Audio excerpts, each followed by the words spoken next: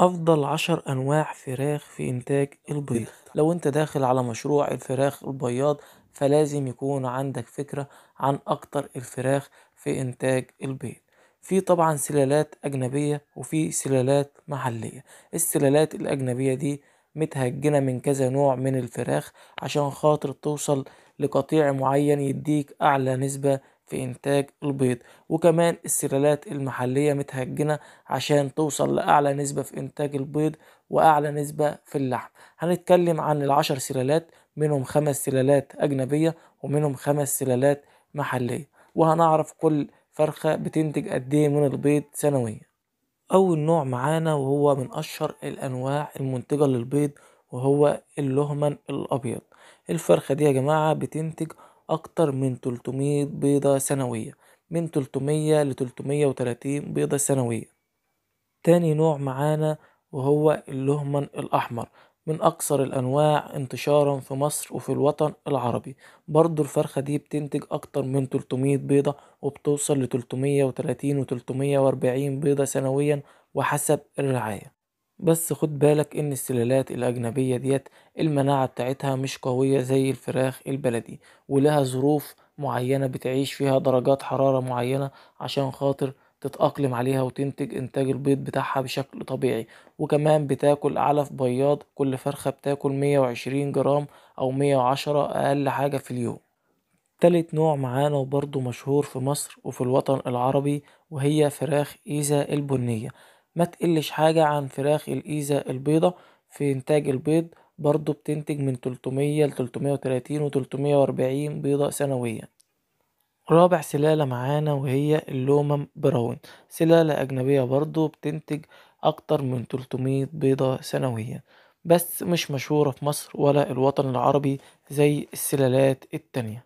خامس سلالة معانا وهي الاسترالورب، بس السلالة دي مش مشهورة وكاد تكون مش موجودة في الوطن العربي برضو، بس هي بتنتج أكتر من 300 بيضة سنويا.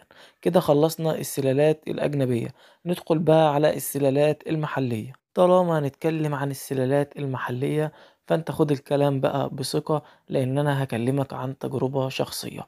الفراخ الفيومي الفضي البيور، السلالة دي حرة، مش متهجنة، مدخلهاش اي تهجين، هي سلالة حرة. الاكثر في انتاج البيض البلدي، الفرخة الفيوم الفضي بتنتج من 220 ل 260 بيضة سنويا. بالنسبة للوزن، متوسط وزن الفرخة كيلو ونص. انا ما حطيتلكش صورة للفراخ الفيوم الفضي البيور لان هي اللي ظاهرة عندك وقدامك في الصورة. تاني نوع معانا، والصراحة انا شايف ان النوع ده مظلوم ومش واخد حقه في الشهرة، البلدي المشعر.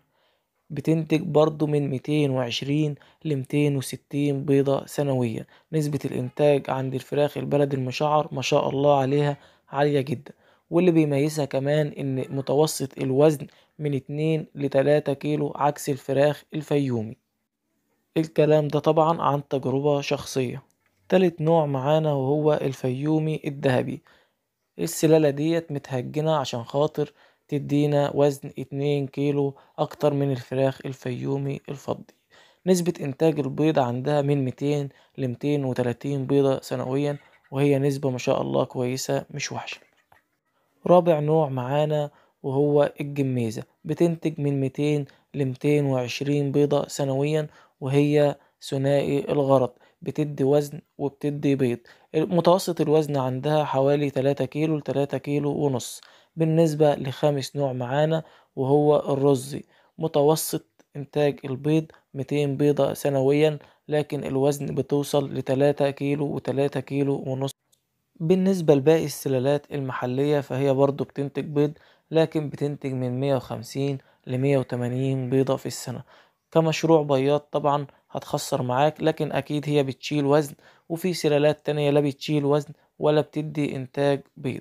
ملخص الفيديو، لو انت هتعمل مشروع فراخ بياض وعايز تجيب فراخ تجيب لك بيض مزارع، فانت عندك الإيزة اللي هي البني أو الإيزة البيضة أو اللهمن.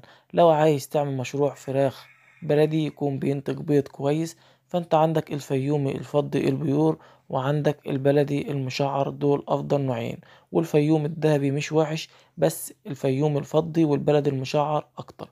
لو عجبك الفيديو ما تنساش تعمل لايك وتعمل اشتراك في القناة، ولو محتاج اي حاجة سيب كومنت وهرد عليك، وان شاء الله اشوفكم في فيديو جديد.